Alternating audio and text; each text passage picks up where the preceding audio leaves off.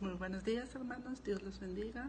Bienvenidos a una clase más de Escuela Dominical de nuestra Iglesia Bautista Jezreel. Sean todos bienvenidos. Vamos a dar inicio, si me acompañan, con una oración. Padre nuestro que estás en el cielo, santificado sea tu nombre. Venga a nosotros tu reino, hágase tu voluntad, como en el cielo, así también en la tierra, Señor. Gracias te damos, Padre, por la vida, por la salud, por la provisión que das, Señor, a cada una de nosotros, Señor, y por tus misericordias que son nuevas cada mañana. Queremos poner en tus manos este precioso tiempo, Señor.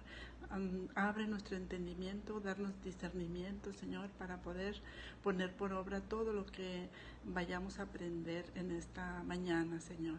Bendice a cada una de las personas que estén escuchando, que vayan a ver este video, Señor. Sé tú con sus familias, protégelos, cuídalos, Señor, y que a todo aquel, Señor, que aún no te tiene en su corazón, disponga, Señor, su vida para alabar y bendecir tu nombre. En el nombre de tu Hijo Jesucristo es que oramos, Señor. Amén. Muy bien. Nuestra lección se titula El Espíritu de Dios. La verdad central de esta lección dice así, hermanos: Dios, por medio del Espíritu, nos da vida eterna y su Espíritu habla en nosotros. Muy bonita la verdad central. Y la introducción, el libro nos la señala de esta manera. Este estudio completa la unidad sobre las maneras por las cuales Dios se da a conocer. Ya vimos en las clases anteriores que Dios se da a conocer por medio de la creación, de la historia, de los profetas y por Cristo. Hoy veremos cómo Dios se da a conocer también por el Espíritu Santo. Usaremos como base, hermanos, las citas de Juan, capítulo 14, los versículos 16 al 18, para considerar al Consolador como uno llamado a nuestro lado. Y en Juan 14, 25 y 26 veremos para ver al Espíritu Santo como nuestro Maestro. Y después vamos a ver también en Hechos capítulo 2, los versículos del 1 al 8, que nos lo presenta en la entrada triunfal del ministerio del Espíritu Santo. Estos puntos los vamos a estar tratando, como ya es costumbre en nuestras clases, en 3 puntos, hermanos. Cada uno de los puntos lleva su tema, sus versículos, entonces vamos a ir poniendo mucha atención para conocer ahora también la parte de la Trinidad que es importante. La semana pasada vimos también que Dios es Jesucristo y Jesucristo es también el Espíritu Santo, entonces entre los tres son uno solo, ¿verdad? Y ninguno de los tres es más o menos importante, ¿verdad? Dios es las 3 personas en una, ¿verdad? Y vamos ahora a conocer cómo el Espíritu Santo también es una persona, es importante y es necesario que nosotros la conozcamos para poder darle la importancia que debe de tener el tiempo, hermanos, y dedicarle también nuestra vida al Espíritu Santo. El punto número 1, hermanos, nos habla del Consolador, uno llamado a nuestro lado. Como les dije, va a ser en Juan, capítulo 14, los versículos del 16 al 18.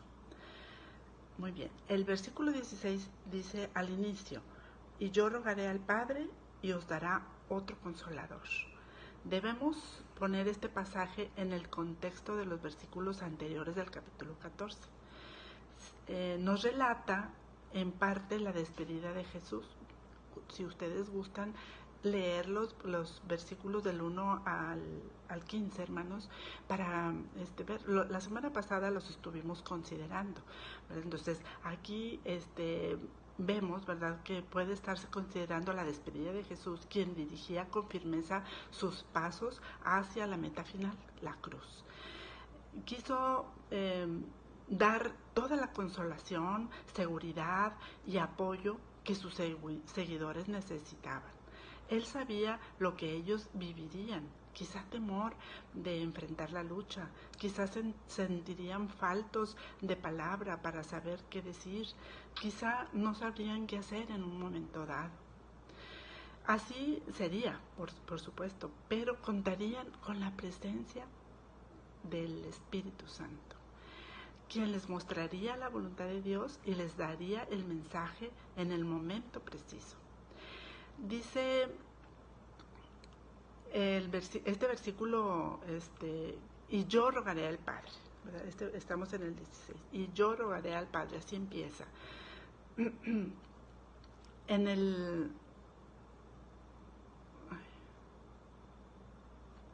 Por cuanto el Hijo ruega, Dios hará lo que Jesús desea, puesto que la voluntad de ellos dos es una.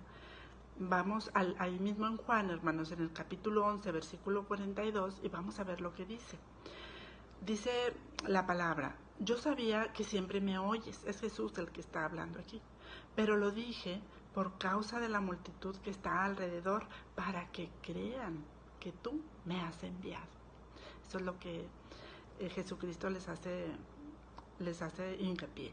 Y volvamos al versículo que empezamos, el versículo 16 del capítulo 14, y dice: y os dará otro consolador. La traducción de consolador de la palabra griega parakletos, que significa uno llamado al lado con el fin de ayudar. Jesús dice: les daré otro consolador, no uno diferente de él. Es decir, que el consolador, lo mismo que él haría, ¿verdad? O sea, el consolador iba a hacer exactamente lo mismo que Jesús, lo que Jesús estaba haciendo hasta ese momento. Muy bien. Para que esté con vosotros, volvamos al versículo 16, para que esté con vosotros para siempre. El Espíritu Santo es eterno y la obra de Cristo en la tierra había de continuar con los discípulos, pero ellos solo podrían hacerlo con el auxilio del Espíritu Santo. Mientras haya un oyente en la tierra, el Espíritu Santo ejercerá su ministerio. Si este creyente es usted, Él estará a su lado hoy, mañana y todos los días. Cuando nosotros recibimos, hermanos, a Cristo en nuestro corazón, hacemos la oración de fe, le pedimos a Jesucristo que entre a morar en nuestras vidas, somos sellados, dice la palabra, con el Espíritu Santo. Cuando nosotros ya tenemos el Espíritu de Dios en nuestra vida, ya podemos empezar a entender la palabra, ¿verdad? Yo no sé ustedes, pero a mí me pasó que antes de yo aceptar a Jesucristo en mi corazón, leí la Biblia toda, de Génesis hasta el Apocalipsis, pero no entendí absolutamente nada. Una vez que uno hace la decisión de fe y el Espíritu ya mora en uno, el Espíritu hace eso, hermanos. Nos da el discernimiento, nos ayuda, intercede por nosotros, dice la palabra. Y nos ayuda a entender y a comprender lo que Dios quiere de nosotros, nos está hablando, nos está pidiendo o nos está dando como salida, como respuesta para todo, hermanos. Entonces, es la diferencia, ¿verdad? Esta es la tarea del Espíritu Santo. Vayamos ahora al versículo 17, que dice al inicio: el Espíritu de verdad, al cual el mundo no puede recibir. El ministerio del Espíritu Santo no tiene el propósito de llamar la atención sobre él mismo, sino el de guiar a las personas hacia Jesucristo, quien es la verdad, como dice en Juan 15:26 y en Juan 16:13, hermanos. Veamos estos dos versículos que nos hablan sobre el Espíritu Santo para ver su obra, ¿verdad? Vamos a 1 Corintios 2:14, hermanos. 1 Corintios 2:14 para ver qué nos dice. Dice el versículo así: pero el hombre natural no percibe las cosas que son del Espíritu de Dios, porque para él son locura, y no las puede entender porque se han de discernir espiritualmente. Es lo que yo les comentaba. Yo leí la Biblia antes, no entendí nada, ¿verdad? No entendí. Y muchas personas hacen lo mismo, ¿verdad? Y no entienden nuestro proceder, nuestra manera de actuar. Piensan que estamos, pues, un poquito mal de la cabeza, hermanos. Pero aquí la palabra lo dice, ¿verdad? Estas cosas se van a discernir espiritualmente. Ya por medio del Espíritu de Dios que mora en nosotros, vamos a poder entender lo que Dios quiere de cada uno de nosotros. Veamos otro versículo en la primera carta de Juan, capítulo 4. La primera carta de Juan, hermanos, es casi de los últimos libros. Capítulo 4, en el versículo 6. Dice así: nosotros somos de Dios. El que conoce a Dios nos oye. El que no es de Dios no nos oye. En esto conocemos el espíritu de verdad y el espíritu de error. O sea, todo aquel que conoce a Dios pues nos escucha y ponen atención y se agradan de ello. El que no lo conoce pues no entiende las cosas. Pero todos están invitados a poder contar con el Espíritu de Dios. Aquel que no lo tiene, a abrir su corazón solamente, a hacer la oración de fe, y es todo lo que necesitan, hermanos, para poder tener al Espíritu, ser sellados con Él y poder discernir su palabra. El mundo no lo ve porque es materialista y su mirada está en las cosas de la tierra y no en las de arriba. Vosotros lo conocéis porque mora con vosotros y estará en vosotros. Así termina el versículo 17. Jesús promete que en respuesta a su ruego al Padre, el Espíritu Santo va a morar en los creyentes. Él será su compañero y consejero constante. El versículo 18 inicia de la siguiente manera: no os dejaré huérfanos, vendré a vosotros. En el capítulo 13 de Juan, hermanos, 13:33, versículo 33, si gustan ustedes leerlo posteriormente, Jesús llama a sus discípulos hijitos. Así que como padre, Él desea asegurar a sus hijos que no los va a dejar huérfanos, es decir, solos, sin protección y consuelo.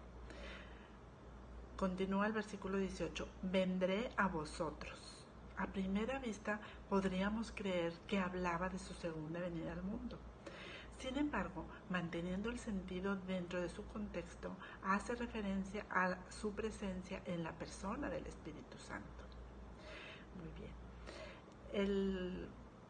El número 2 nos va a hablar sobre el Espíritu Santo como nuestro Maestro. Y vamos a basarnos ahí mismo en el capítulo 14 de Juan, los versículos 25 y 26.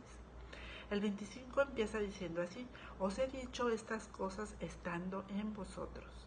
Estas palabras son un puente hasta este momento, son un puente para presentar la relación entre dos verdades.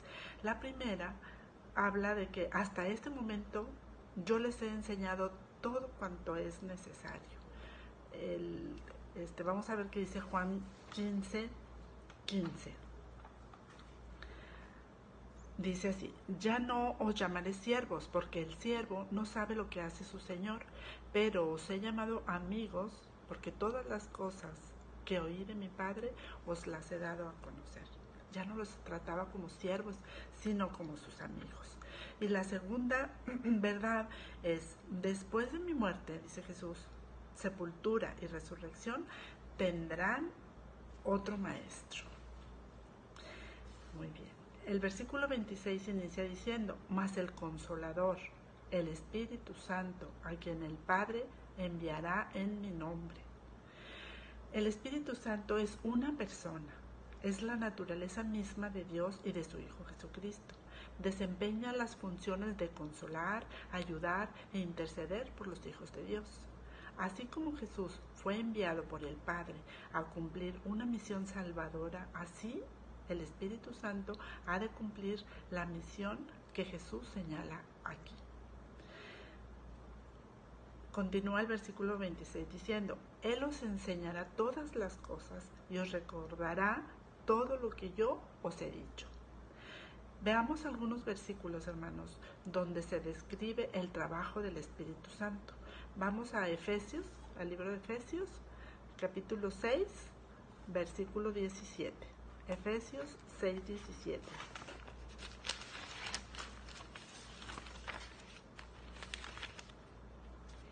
Dice así: y tomad el yelmo de la salvación y la espada del Espíritu, que es la palabra de Dios. Muy bien.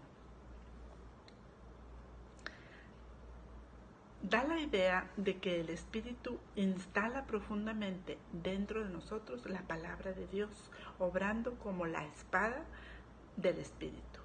Leamos ahora Juan 16, 8. Aquí dice la palabra: y cuando Él venga, convencerá al mundo de pecado, de justicia y de juicio. Aquí se le ve al Espíritu Santo redarguyendo al mundo de pecado, de justicia y de juicio. Y por el Espíritu Santo los discípulos reciben el poder para hacer la obra misionera. Esto lo podemos constatar en el libro de Mateo, en el Evangelio de Mateo capítulo 28, versículos 19 y 20, y también en el libro de los Hechos, capítulo 2, versículos 14 al 17, por si gustan ustedes posteriormente leerlo. Muy bien, el punto número 3 nos habla sobre la entrada triunfal del ministerio permanente del Espíritu Santo. Esto lo vamos a basar en el libro de los Hechos, capítulo 2, los versículos del 1 al 8. En el número 1, en el versículo 1, dice así: cuando llegó el día de Pentecostés. Esta fiesta, que era importante, una importante celebración judía, era una fiesta agrícola. Recibió este nombre porque estaba fijada para 50 días o 7 semanas después de la Pascua. En aquella Pascua, ese año, había tenido lugar la crucifixión de Jesús. Sus amigos y discípulos se encontraban ahí. Estaban todos unánimes, dice el versículo, ¿verdad? El versículo 1. En el número 2, en el versículo 2 dice: y de repente, un viento recio que soplaba. La palabra que usa Lucas se puede traducir tanto espíritu como viento o soplo. La imagen es la de una fuerza que se mueve y mueve. Es símbolo de acción y vida. En el versículo 3 dice de la siguiente manera: y se le aparecieron lenguas repartidas como de fuego. En ese momento, lo expresado en Lucas 3:16, que dice: asentándose sobre cada uno de ellos, el viento y el fuego, hermanos, son símbolos de la presencia de Dios.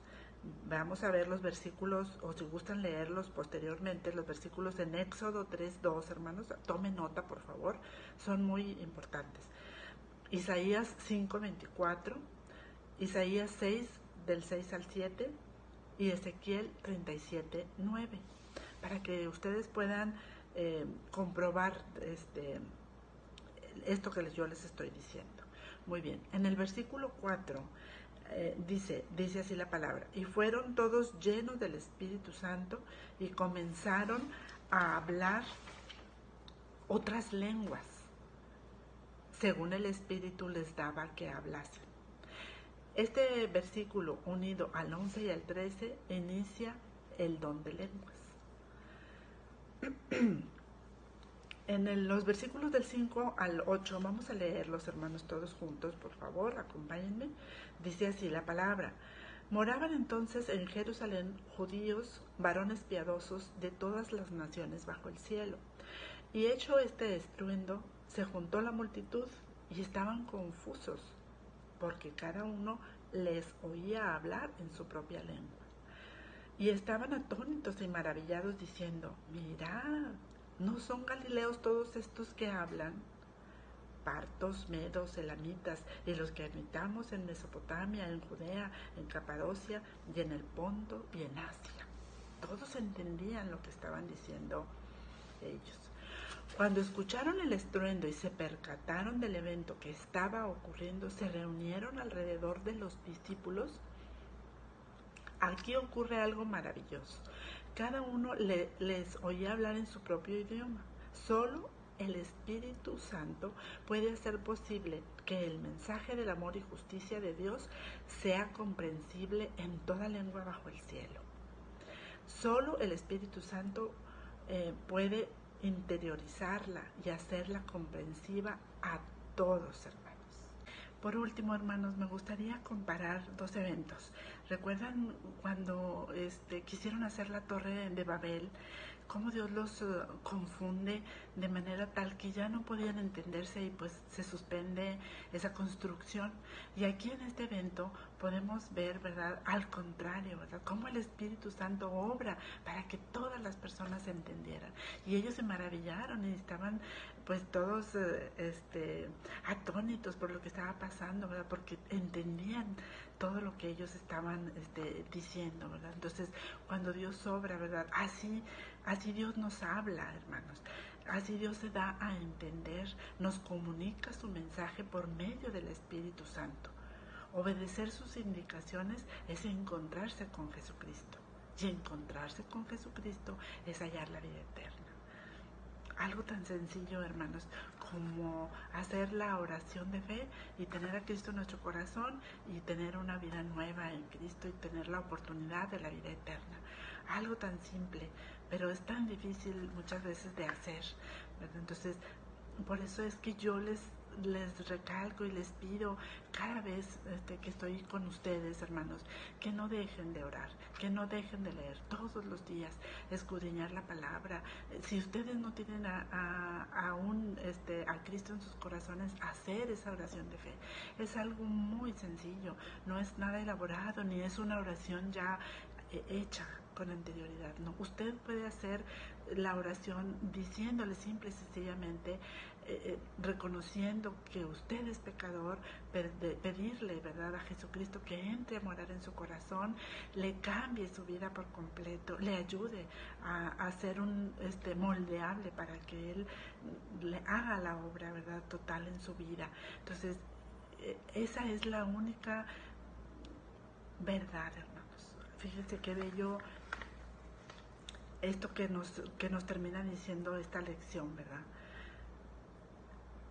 Obedecer sus indicaciones es encontrarse con Jesucristo, y encontrarse con Jesucristo es hallar la vida eterna.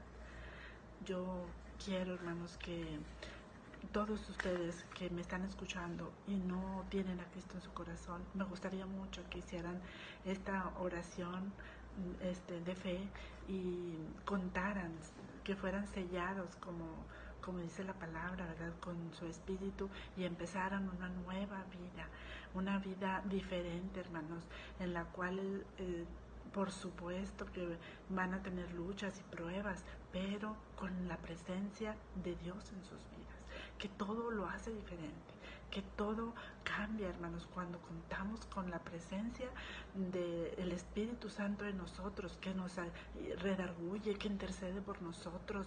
Dice la palabra, con gemidos indecibles intercede por nosotros. Hagamos, hermanos, la lucha para que nuestra carne mengue, que nuestro yo interior sea pequeñito, para que el Espíritu Santo que mora, con el cual fuimos sellados, crezca en nosotros de tal manera que sea Él el que gobierne nuestras vidas. Bueno, pues aquí termina esta lección. Espero que haya sido de veras de mucha bendición, de edificación para sus vidas, y los espero aquí el próximo domingo para la siguiente clase. Que Dios los bendiga. Hasta luego.